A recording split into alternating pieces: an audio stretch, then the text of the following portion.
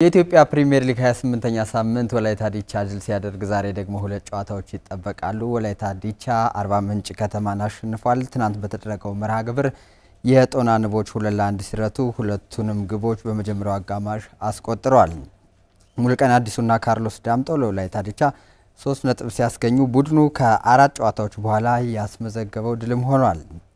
ለአርባ ምንጭ ከተማ አህመድ ሁሴን ግብ ያስቆጥርም ለነጥብ አላበቃቸውም። ከውጤቱ በኋላ ወላይታ ዲቻዎች ደረጃቸውን ወደ አራተኛ ከፍ አድርገዋል። በአንጻሩ አርባ ምንጭ ከተማ 11ኛ ደረጃ ላይ ተቀምጧል።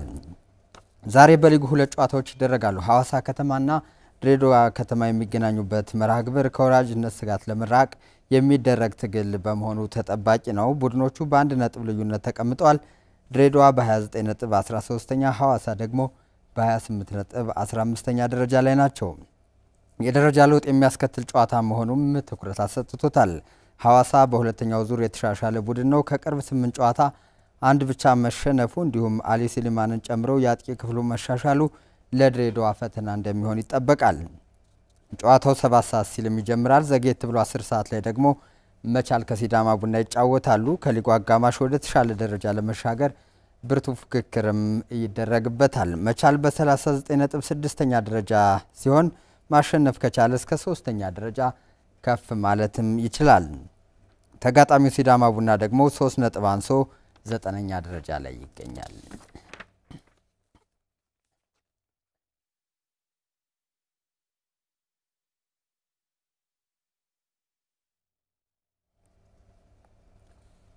የባህር ዳርን የቀድሞ የዋና ስፖርት ውጤታማነት ለመመለስ ደረጃውን የጠበቀ የመዋኛ ገንዳዎችን መገንባትና አሰልጣኞችን ማፍራት ላይ ስራዎችን መስራት እንደሚያስፈልግ የከተማዋ የቀድሞ ዋናተኞች ተናግረዋል።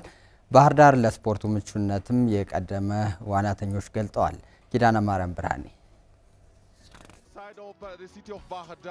ባህር ዳር ከተማ በውጤታማነት ከምትታወቅባቸው የስፖርት አይነቶች ውሃ ዋና አንዱ ነው። በከተማዋ በተለይም በ1980ዎቹና 1990ዎቹ የውሃ ዋና ስፖርት ይበልጥ ይዘወተር የነበረ ሲሆን ጥቂት የማይባሉ ዋናተኞችም በስፖርቱ ውጤታማ ሆነው ከተማቸውን ብሎም ክልላቸውን በተለያዩ ውድድሮች በበጎ ጎን ማስጠራት ችለዋል። ከነዚህ ውስጥ አቶ ሰይፈረድ ሙሉ ዓለም ይገኙበታል። ለጎጃም ክፍለ ሀገር በኢትዮጵያ ኤርትራም አንዷ ክፍለ ሀገር ነው የነበረች ተወዳዳሪ 4 ጊዜ የሜዳሊያ 3 አንድ ጊዜ ዋንጫ ለግል የምናስገባው 3 ጊዜ ስናሸንፍ ነው። 4 ጊዜ ያስገብተናል ለጎጃም ክፍለ ሀገር። ሌላው የቀድሞ የባህር ዳር ከተማ ውሃ ዋናተኛ አሁን ላይ ደግሞ በውሃ ዋና ስፖርት ኢንስትራክተር የሆኑት አቶ በላቸው መላክ ናቸው። ኢንስትራክተሩ ያኔ ያዘወትሩበት በነበረው በቴክስታይል የውሃ ዋና ገንዳ ላይ ዛሬ ላይ መገኘታቸውን ወደ ኋላ አስታውሰው የውሃ ዋና ስፖርት ከጊዜ ወደ ጊዜ በባህር ዳር መቀዛቀዙን አጫውተውናል። በባህር ዳር የውሃ ዋና ታሪክ ውስጥ ትልቅ ታሪክ ያላት ገንዳ ላይ ነው ቁመን ያለ ነው። ባህር ዳርን ብሶም ክልሉን ሲወክሉ የነበሩ ታዋቂ ዋናተኞች ወጥባት ገንዳ ላይ ነውና ያለነው። በዛን ሰዓት የነበረውን የዋና አጠቃላይ እንቅስቃሴና አሁን ላይ ያለውን ስናይ የሰማይና የምድር ያለው ልዩነት ነው ያለው። በዛን ሰዓት በጣም ስሜት የነበራቸው በጣም ፍላጎት የነበራቸው ክልልን ሀገርን ለመወከል ከፍተኛ ኢንተረስት የነበራቸው ዋናተኞች የነበሩበትና ውጤትም የነበረበት ወቅት ነው። ታዲያ ባህር ዳር ትናንት መገለጫው የነበረው የውሃ ዋና ስፖርት ዛሬ ላይ ለምን ተቀዛቀዘ? ቀጣይ ጥያቄያችን ነበር። እንደ ምክንያት አድርጌ ማቀርበው ነው ምንድነው አሰልጣኞች በተወዳዳሪዎች በአትሌቶች ላይ ያረጉት ያለው ስራ እየደከመ መምጣቱን ነው የሚያሳየው። ደክሟል። ያኔ የሚያሰለጥኑ አሰልጣኞችን ስናይ በጣም ፍላጎት የነበራቸው በቃ ከምንም በላይ ለስማቸው ይሰሩ ነበር። ያሁኑ ጄኔሬሽን ትንሽ ጉልበት እልህም ኮንዲሽንም የሚጠብቅ አይመስለኝም። ደረጃቸውን የጠበቁ የውሃ ዋና ገንዳዎች አለመኖራቸው ሌላው ለስፖርቱ መቀዛቀዝ እንደ ምክንያት የተጠቀሱ ጉዳዮች ናቸው። እኛ ውድድር የምናካሄደው ብዙ ጊዜ አዲስ አበባ አምቦ ነው እየሄድን የምንወዳደረው። ምክንያቱም ኢንተርናሽናል ባህር ዳር ጣና ሐይቅን የሚያክል ሐይቅ እያለ የኢንተርናሽናል ገንዳ ግን የለም። ኢንተርናሽናል ገንዳ የምትለው ኦሎምፒክ ሳይዝ 25 ሜትር ስፋት በ50 ሜትር ርዝመት ነው። የዛ አይነት ገንዳ አንድም የለም ባህር ዳር ላይ ለውድድር አመቺ ሆነ። ባህር ዳር ላይ 3 አሰልጣኞች ነው ያለው። እድሜ ልካቸውን የኖሩ 2 አሰልጣኞች ናቸው። ያ በራሱ ስራ እንዳይሰራ የራሱ ጫና አለው። ለዚህም ስራዎች ሊሰሩ እንደሚገባ ተጠቁሟል። አሁንም ቢሆን በ2-3 አሰልጣኝ ይሄን ያክል አክሰስ ያለበት ቦታ ላይ አይሆንም።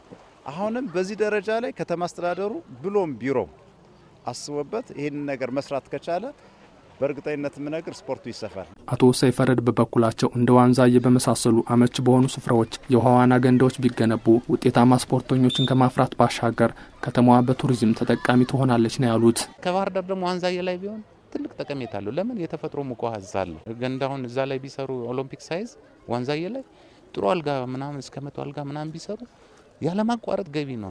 የአዲስ አበባ ህዝብ እንዴት ነው ሶደሬ ለመሄድ ቅዳሜና እሁድ አርብ ጀምሮ የሚጨናነቀው መንገዱ?